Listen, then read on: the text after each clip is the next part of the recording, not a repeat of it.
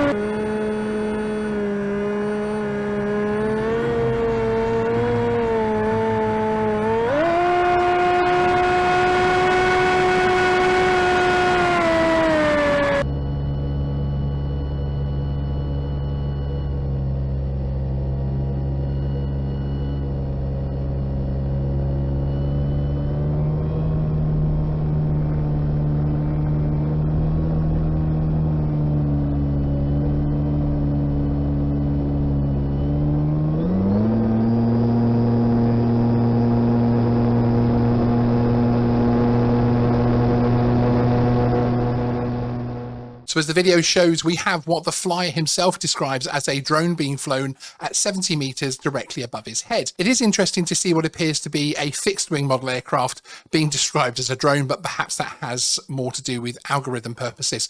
Now, we have no way of verifying the information. Was the drone within line of sight? Is the pilot using FPV with a spotter?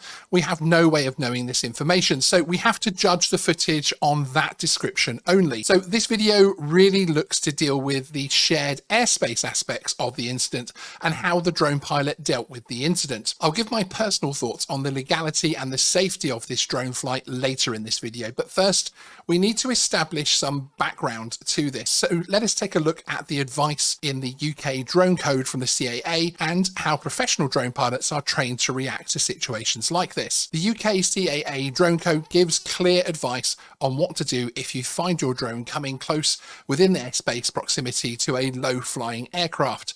Under point 17, it states, take action quickly and safely if the situation in the air or on the ground changes. Always be ready to land your drone or reduce your flying height and wait until it is safe to fly again. For example, you may need to land if a group of people or animals turn up in the area where you're flying. There is a subsection to this point titled low flying aircraft. Reduce your flying height or land as soon as you hear or see a low-flying aircraft that may be affected by your drone or model aircraft. Land your drone or hover at a low level, well out of the way, and wait until it is safe to continue with your flight.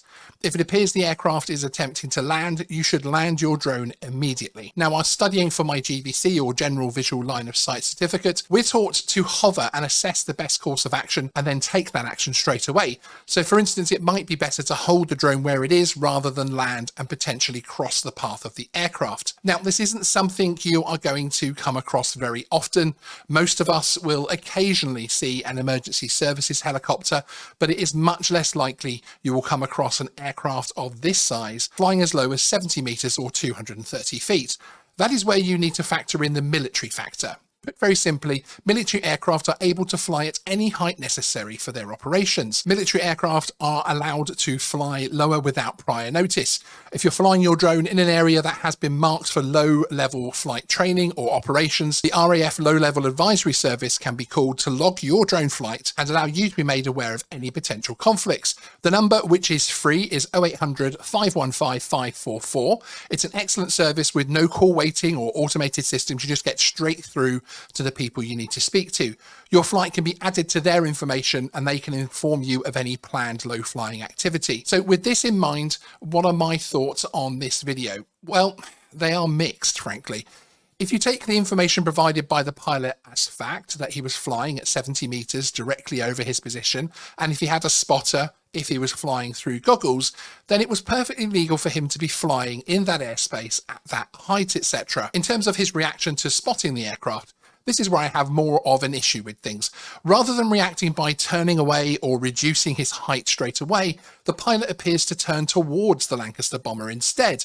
Then he moves his drone to keep the aircraft in the picture, rather than focus his movements on reducing any issue in terms of conflict. I'm not suggesting the light fixed-wing model aircraft being flown could have caused any significant issue to the World War II bomber, but we are talking about an older aircraft here, which is more brittle than anything constructed more recently. So I suppose what I'm saying, in my personal opinion, is that the flight was within the realms of being legal in terms of the drone rules themselves, so within line of sight and at a legal height if you believe everything that's said, but you certainly could not call it safe.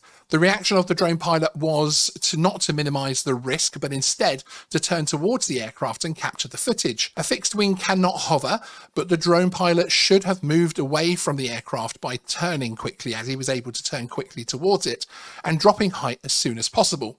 The fact that he seems to look to engage with the aircraft, although of course he has no prospect of catching it or getting much closer, is not something you should be doing, in my opinion. The location, he noted, is well known as being one where low-flying military aircraft can be seen often, and the flight of this Lancaster bomber on that day was in fact well known. So there is a small part of me that wonders about that in terms of this flight. Certainly this shows why, even when you're flying a spot you visit regularly, then checking airspace notifications and being aware of services like the RAF low flying advice line are important.